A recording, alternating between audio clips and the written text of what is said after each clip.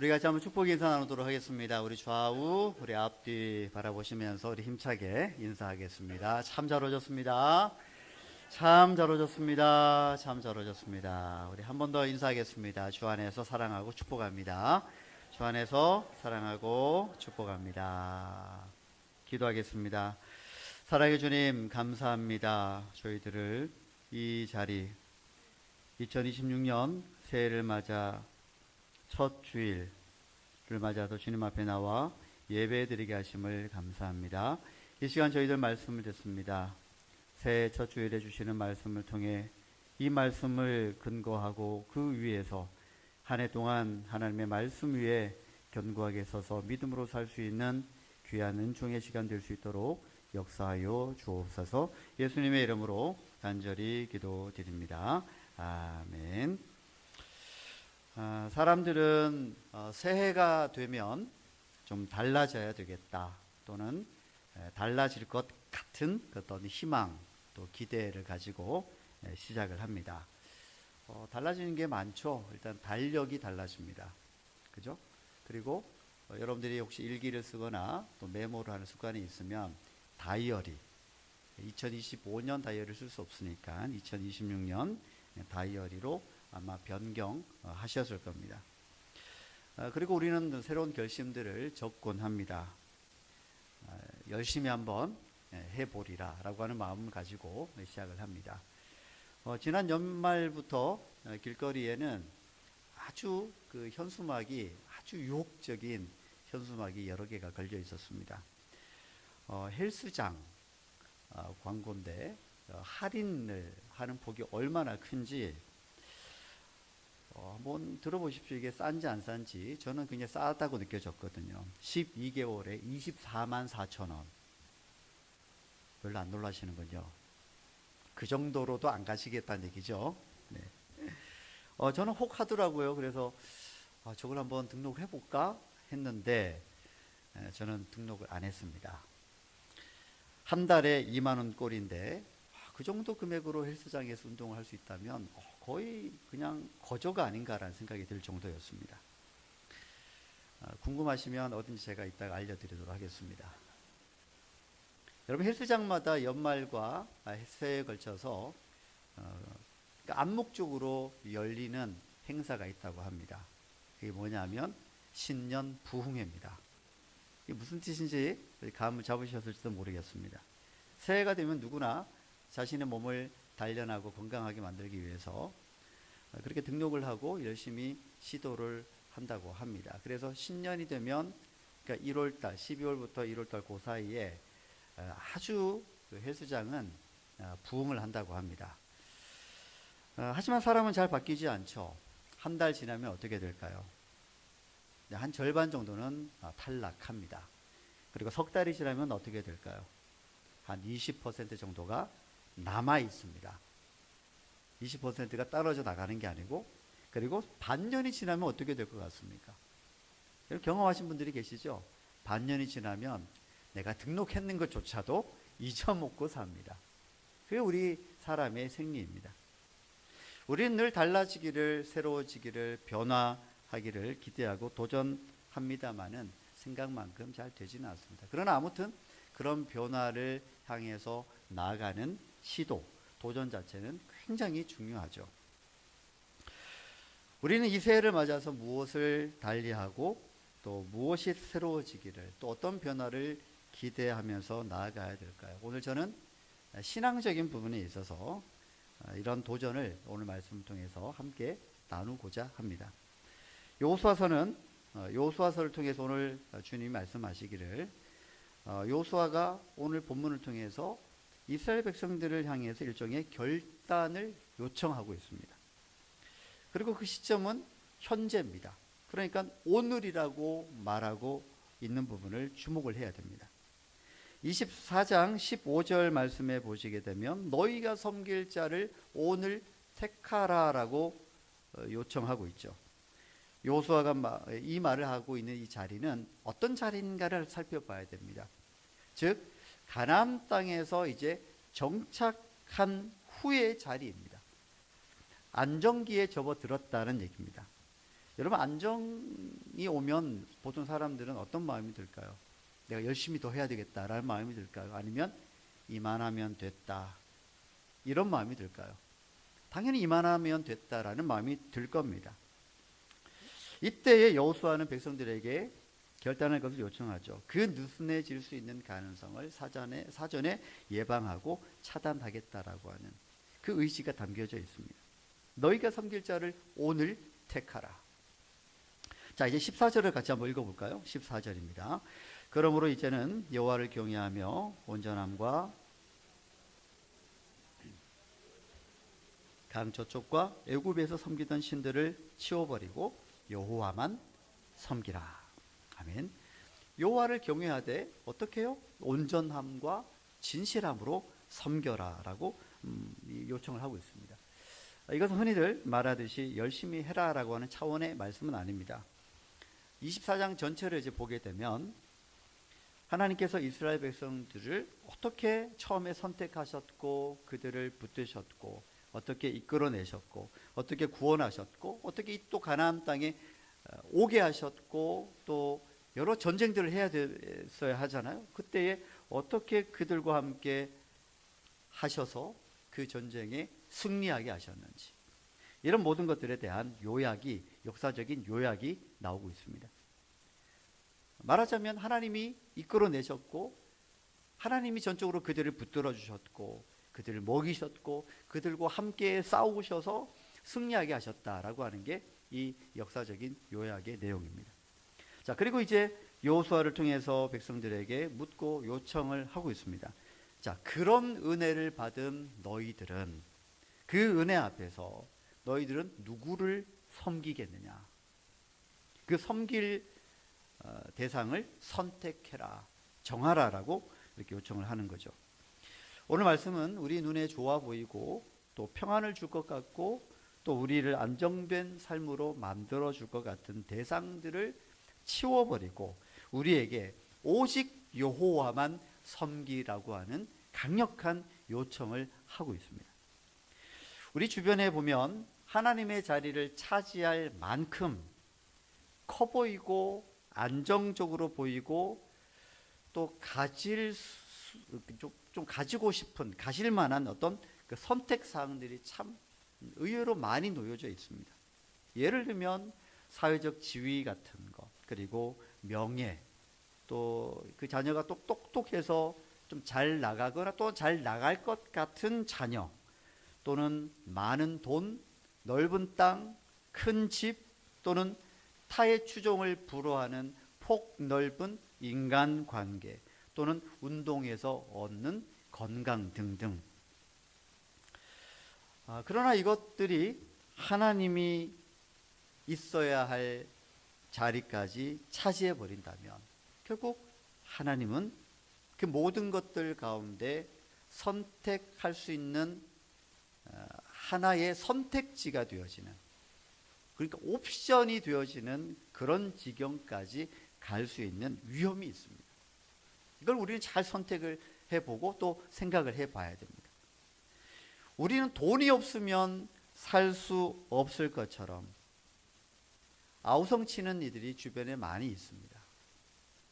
반면에 돈은 없어도 살 수 있지만 하나님 없이는 살 수 없다라고 하는, 그렇게 몸부림치면서 신앙생활 하시는 분들은 상대적으로 또 적어 보입니다. 내가 즐기는 취미는 목숨같이 사소하고 여기지만 하나님을 목숨같이 붙잡는 그런 믿음을 가진 경우는 상대적으로 아주 적어 보입니다. 그러니까 하나님은 내 삶에 있어도 그만, 없어도 그만, 기왕이면 있는 게 좋지, 이런 정도로 낮아져 버리는 그런 경우들이 우리 삶 가운데 없다고 볼 수가 없습니다. 여러분, 이 한 해 2026년 새로운 한 해가 밝았습니다. 우리에게 다시 주어졌습니다.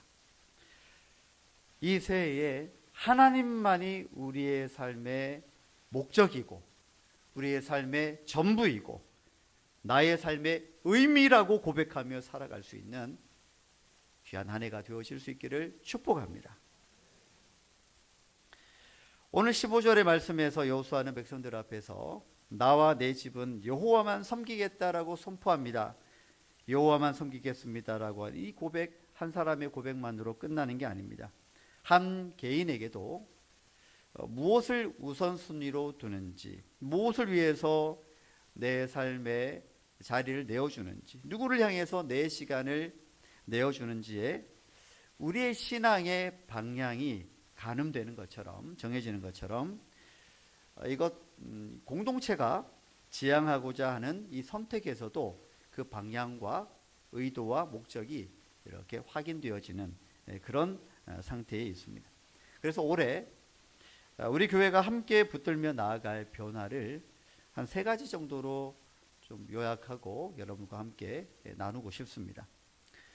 이것은 교회를 이 한 해 동안 이렇게 운영하겠다라고 하는 차원이 아니라 우리도 여호수아의 고백처럼 우리도 여호와만 섬기겠습니다. 나와 내 집은 여호와만 섬기겠습니다라고 하는 이 공동체의 고백으로서 이해하시면 좋을 것 같습니다. 교회가 무언가를 선택을 할 때 해마다 좀 변화도 주고 뭔가 정책도 변화가 주고 방향을 좀 정하지 않습니까? 그럴 때에 모두가 박수치는 경우는 거의 없습니다. 저는 그걸 누구보다 잘 알고 있습니다. 그래서 공동체의 선택은 때로는 누군가에게 있어서는 어떤 익숙함을 불편하게 만드는 어떤 선택과 자리이기도 하고요. 또 누군가에게는 어떤 기대를 내려놓고 그냥 실망할 수밖에 없는 그런 자리까지 갈 수 있게 하는 그런 선택과 방향이 될 수도 있습니다. 그러나 교회는 한번 생각해 보시면 교회는 모두를 만족시키는 데에 그 목적이 있지 않습니다. 오히려 교회는 하나님의 교회로서 그리고 하나님의 백성이 모여있는 공동체로서 그 모두가 나의 만족이 아닌 하나님 앞에서 살아가는 방식을 함께 배우고 때로는 양보도 하고 때로는 헌신하고 때로는 누군가를 위해서 내가 희생하면서 나아가는 그런 공동체적인 특징을 가지고 있습니다. 올해 우리가 함께 붙들 교회의 3가지 이 변화는 다음과 같습니다. 요약하면 온세대 예배가 월 2회, 1회, 작년까지는 연 한 4회 정도 되었을 겁니다. 3개월에 한 번씩 5주가 있는 그 주일에 드렸죠. 그러나 올해부터는 매월 셋째 주에 온세대 예배를 드릴 것입니다. 그리고 전도를 우리가 좀 해야 되겠다라는 마음이 듭니다. 전도 대상자를 구역에서 함께 초청하고 이후에 교회로 초대하는 그런 일들을 우리가 함께 해나가고자 합니다. 그리고 에베네셀 찬양대가 작년까지 수요일에서 섬기다가 다시 올해부터는 주일 2부로 복귀하여서 섬기게 됩니다. 온세대 예배를 좀 먼저 살펴보도록 하겠습니다. 이 지점에서 우리가 올해 어떤 선택을 하려고 하는지 예배에 대해서 짧은 영상으로 함께 먼저 보고 말씀을 이어나가도록 하겠습니다. 영상 보여주시겠습니다.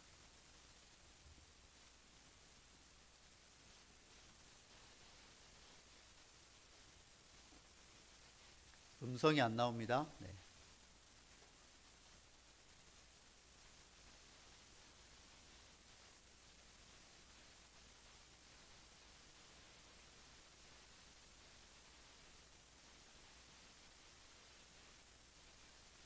뭔가를 상상해야 되는데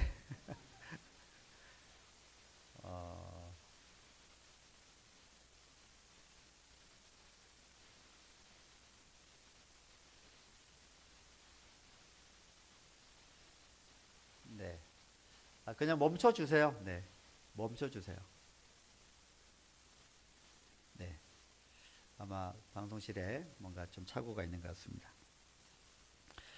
온세대 예배에 대해서는 반복적으로 계속해서 이 영상을 통해서 온세대 예배를 드리는 이유와 또 그런 가치에 대한 부분들을 계속 공유할 예정이니까요. 오늘 지금 못 보셨다고 해도 너무 상심하지 마시고 말씀을 이어가도록 하겠습니다. 여호수아의 고백이 이렇게 나옵니다. 오직 나와 내 집은 여호와를 섬기겠노라. 이 말은 신앙이라고 하는 것이 어떤 개인의 취향이 아니고 어떤 한 집안과 더 나아가서 공동체 전체의 방향이라고 하는 뜻을 가지고 있습니다. 올해 우리가 월 1회 드리는 온세대 예배는 프로그램의 차원이 아닙니다. 우리 본계교회 공동체 모두의 예배적인 어떤 고백 행위로서 나타나기를 소망하고 있습니다. 하나님을 우리의 삶의 주인으로 모시겠습니다 라고는 이 고백이 사실 어디에서 가장 먼저 드러나야 되냐 하면 바로 예배에서 드러나야 됩니다. 예배는 그래서 교회의 심장이기도 하고요. 또 가정에 있어서도 중심이기도 하고 또 세대와 세대가 연결되어지는 지점 또는 자리이기도 합니다. 그래서 우리는 온 세대 예배를 통해서 모든 세대가 같이 하나님을 바라보는 신앙 공동체로서 서 나갈 수 있는 기회를 얻게 되어진다는 얘기입니다. 그런데 사실 솔직히 말씀을 드리면 모든 세대가 함께 예배 드리는 건 사실 서로가 불편합니다. 온 세대 예배. 자, 그러면 어린 세대들은 이 온 세대 예배를 드릴 때 편안할까요? 그렇지 않을 겁니다. 어른들은 어떨까요? 어른들은 편안할까요? 불편할 겁니다. 우리 다음 세대 아이들이 같이 예배를 드릴 때는 자기들은 자기들의 예배를 드리고 싶을 겁니다. 유치부는 유치부의 예배, 아동부는 아동부, 사랑부는 사랑부, 청소년부는 청소년부. 자신들의 예배를 드릴 때가 가장 편안합니다. 찬양을 할 때도 그 찬양이 가장 익숙하고 말씀을 들을 때도 자기들의 수준에 맞는 말씀이 선포되어지기 때문에 그렇습니다. 어른들은 어떨까요? 어른들도 불편하기는 마찬가지입니다. 다음 세대가 함께 부를 수 있는 찬양을 하려고 하면 당연히 그 찬양을 우리는 다 알 리가 없습니다. 그래서 같이 찬양하는 것이 쉽지 않을 수 있습니다. 그리고 예배를 드리는 그 시간들 속에서 가끔씩 불편한 소리가 나오기도 합니다. 아이들이 너무나 어린 경우에는 갑작스럽게 울기도 하고 시끄러운 소리를 내기도 합니다. 자, 그럴 때 우리가 어떻게 해야 될까요? 그럴 때 보통 우리는 어떤 마음이 드냐 하면 예배가 너무 산만해. 이게 무슨 예배야? 라고 할 수 있습니다. 청소년들은 어떨까요? 청소년들은 특징이 있습니다. 예배를 드릴 때 여러분들은 잘 못 보셔서 그런데 저는 잘 보이거든요.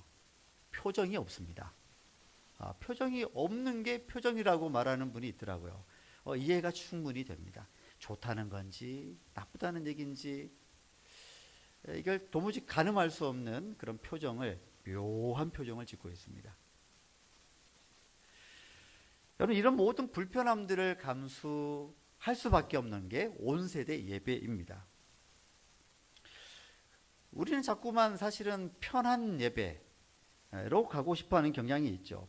하지만 잘 생각해 보십시오. 예배는 본래 나를 만족시키는 시간이 아님을 우리는 잊어서는 안 됩니다. 어떤 시간일까요? 바로 하나님께 나를 드리는 시간입니다. 아이의 울음소리가 그래서 들리는 순간 우리는 어떻게 반응해야 될까요? 그게 우리의 귀를 방해하는 소리로 들을 게 아니라 앞으로는 이렇게 들으셔야 됩니다. 이것은 우리 다음 세대의 소리다. 우리 교회의 미래의 소리다. 이 소리가 있으니 우리 교회는 미래가 있다. 이렇게 생각하시길 바랍니다.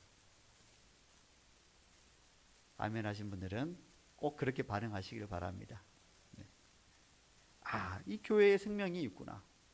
이 교회에 우리 다음 세대가 있구나라는 것을 오히려 생각하면서 감사해야 된다는 얘기죠. 온 세대 예배에서 기대되는 열매 중 하나는 세대 간의 연결입니다. 사실 아이들은 설교 내용을 다 이해하지 못할 겁니다. 어른이 예배를 대하는 태도를 그러나 보게 됩니다. 전심으로 기도하고 찬양하고 또 말씀 앞에서 진지하게 그 말씀을 경청하고 헌금하고 또 예배 이후에도 그런 말투들을 보면서 이렇게 예배를 드리는 거구나라고 우리 다음 세대들은 배울 겁니다. 우리 어른들의 예배의 자세를 통해서 배울 겁니다. 우리 어른들은 다음 세대를 통해서 뭘 배울까요? 그들의 순수하고 여린 마음으로 그리고 열정으로 하나님 앞에 예배드리는, 그러니까 숨김없이 있는 그대로 예배드리는 그들의 모습을 바라보면서 우리도 배울 수 있는 것입니다. 온세대 예배는 그걸 매달 한 번씩 공동체 전체가 확인하는 자리가 되어질 것입니다. 이게 바로 여호수아 24장의 오늘 택하라에 대한 우리 공동체의 응답이기도 합니다. 우리는 이 불편을 택할 겁니다. 왜냐하면 이 예배의 주인은 내가 아니라 하나님이시기 때문에 그렇습니다. 구역 초청 전도에 대한 말씀입니다. 이 내용에 대해서는 다음에 한번 따로 다룰 예정입니다. 오늘은 간단히 소개만 하겠습니다. 우리 교회는 올해 혼자서 부담을 가지고 하는 전도가 아니라 공동체적으로, 즉 우리가 소그룹이 있잖아요. 구역이 함께 그 대상자들을 위해서 같이 기도하고 또 기회가 되면 그들을 그 구역에 초청하고 그래서 환대하고 나중에는 또 예배 가운데로 초청할 수 있는 기회를 가지려고 합니다. 잃어버린 자를 향한 하나님의 마음을 구역 차원에서 함께 마음을 모으고 기도하고 또 초대해 보자라고 하는 그런 취지입니다. 자, 이제 세 번째입니다. 에베네셀 찬양대가 이제 복귀합니다. 찬양대가 수요일에서 2부로 이제 오늘 드디어 복귀를 했습니다. 오늘 2부 예배를 드리고 있는 성도님들 중에서는 또 마음이 복잡한 분들이 계실 겁니다. 뭐냐면 나도 성가대 하고 싶다. 나도 찬양하고 싶다. 그런데 나는 다른 섬김을 감당해야 하는 상황이다. 여기서 우리가 흔히들 경험하는 흔들림과 서운함이 있을 수 있죠. 이해합니다. 그리고 이런 생각을 하게 되죠. 섬김이라는 것이 원래 내가 하고 싶은 일, 내가 또 잘할 수 있는 일을 하나님께 드린 것 아닌가요? 라고 할 수 있습니다. 맞습니다. 그런데 성경에서 말하고 있는 섬김이라고 하는 것은 그보다 더 깊고 넓습니다. 말하자면 하나님이 원하시는 방향으로 내 삶을 내어드리는 것이 섬김이라고 정의를 하는 것이죠. 여러분, 찬양대를 설 수 없는 상황에 있는 여러 섬김의 자리들이 있습니다. 시간이 겹치기 때문에 못하는 거죠. 같은 시간대에 지금 우리 다음 세대 교사들은요, 지금 다음 세대 부서들마다 가서 지금 섬기고 있습니다. 그리고 1부와 2부 모두 안내로 섬기는 분들이 있고요. 새가족을 맞이하는 일도 있고 차량 운행과 주차 봉사를 통해서 섬김을 감당하고도 있습니다. 이 얼마나 사실 귀한 섬김입니까?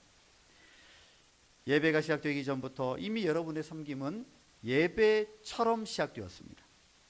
여러분, 사실 찬양은 목소리만이 아니죠.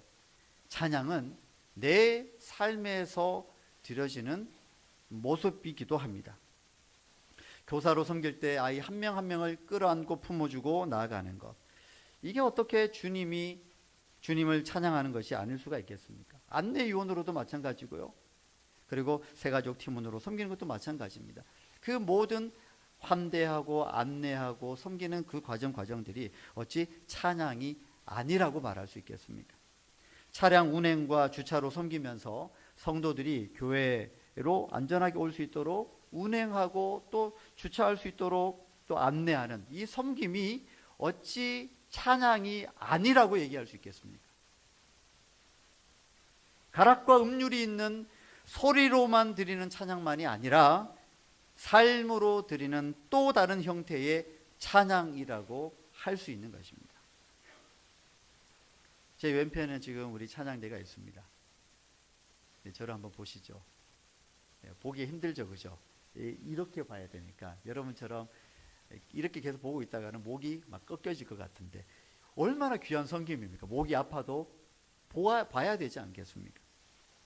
여러분, 찬양대는 앞에서 노래하고 찬양하는 사람만은 아닙니다. 찬양대는 회중이 하나님께 나아가도록 예배의 길을 트기도 하고 넓히기도 하고 그러면서 섬기는 자리입니다. 굉장히 중요한 자리입니다. 그래서 성가대가 먼저 기억해야 한 가지가 있습니다. 우리는 예배의 주인공이 아니다. 예배의 주인공은 하나님이셔야 됩니다. 성가대가 앞에 서면 회중의 시선이 잠깐 성가대에 머물 수 있습니다. 당연한 겁니다. 그래서 사실은 그게 위험이기도 하고 또 책임이기도 합니다. 그래서 성가대는 이렇게 기도해야 됩니다. 하나님, 우리가 잘 보이게 하지 마시고 찬양하는 동안에 주님이 크게 보여지게 하여 주옵소서. 이렇게 기도해야 됩니다. 찬양은 감동을 주는 것에 목적하면 안 되고요, 오히려 자신을 비워서 하나님께 드리는 순간이 되어져야 됩니다. 그렇게 찬양대의 준비는 연습보다 더 중요한 게 있습니다. 뭐라고 생각하십니까? 대답을 안 하시네. 찬양대는 연습보다 더 중요한 것은 기도입니다. 기도로 준비되어져야 됩니다. 왜냐하면 예배자로 서야 되기 때문에. 우리는 자꾸만 음악적으로 생각하기 쉽습니다. 그럴 수 있습니다. 음정을 맞춰야 되고 박자를 맞춰야 되고 발음도 잘 맞춰야 되고 다 필요합니다. 그렇게 당연히 연습해야 됩니다. 그러나 기도 없이 맞추는 음정, 그것은 회중의 마음을 하나님께 올려드리기보다는 음악적인 완성도에 관심을 가지게 될 그런 약간의 위험성도 분명히 존재합니다. 그러므로 찬양대는 제가 권면합니다. 한 주에 적어도 하루는 찬양대 차원에서 새벽 기도회를 하시기를 권면합니다. 우리 찬양대장님 어디? 네. 하셔야 됩니다. 왜냐하면 이것은 우리가 음악적인 완성도를 보이기 위한 자리가 아니거든요. 이 자리는 예배에 있어서 하나님께로 우리 온 성도들이 나아가게 만드는 굉장히 중요한 통로가 됩니다. 그런데 어떻게 기도하지 않고 할 수 있겠습니까? 연습도 열심히 하십시오. 그런데 그와 동시에 기도도 열심히 하셔서 기도로 준비되어질 수 있는 찬양대가 되어지기를 바랍니다. 그리고 찬양대원이 아닌 우리 성도님들은 찬양대를 절대 평가하지 않기를 바랍니다. 이런 얘기가 안 나오면 좋겠습니다. 오늘 좀 찬양은 별론데, 별로 감동이 없는데, 그럼 우리가 감동이 없는 거지. 하나님께 드려졌다 안 드려졌다 그것을 우리가 판단할 수가 없는 것입니다. 그러므로 평가하지 말고 함께 그 순간순간마다 예배자로 같이 설 수 있기를 소망합니다. 찬양은 그래서 구경이 아니고요, 참여입니다. 찬양대가 찬양으로 하나님을 향한 믿음의 고백으로 길을 열면 그 길로 우리는 같이 들어가는 참여자가 되어져야만 합니다. 내가 함께 찬양한다는 마음으로 들을 수 있어야 되는 것입니다. 그래야 찬양대와 온 성도가 같은 예배를 드리게 되는 것입니다. 말씀을 냈습니다. 여호수아는 결론을 이렇게 말합니다. 24장 15절 말씀에서 오직 나와 내 집은 여호와를 섬기겠노라. 이건 우리 집의 신앙이 좋다는 말이 결코 아니죠. 전쟁터 같은 우리의 일상에서 매일 흔들리는 우리의 마음을 붙잡고자 하는 결단이기도 합니다. 이 예배당에서의 말씀만은 아니죠. 이것은 우리의 일상에서도 그렇게 살아가는 선택과 결단이 담겨져 있는 것입니다. 올해 저와 여러분뿐만 아니라 우리 교회가 공동체적으로도 붙들 신앙의 가치와 방향은 이것입니다. 오늘 우리는 누구를 섬길 것인가? 오늘 우리는 누구를 따라갈 것인가? 누구를 위해서 섬길 것인가? 하나님을 위해서 섬기시고, 하나님을 위해서 찬양하시고, 하나님을 위해서 섬기시고, 하나님을 위해서 예배 드릴 수 있는, 그리고 하나님을 위해서 하나님의 마음을 가지고 아직 하나님을 알지 못하는 이들에게 손을 내밀어 초대하는 신앙생활의 기쁨을 얻기를 주님의 이름으로 축복합니다.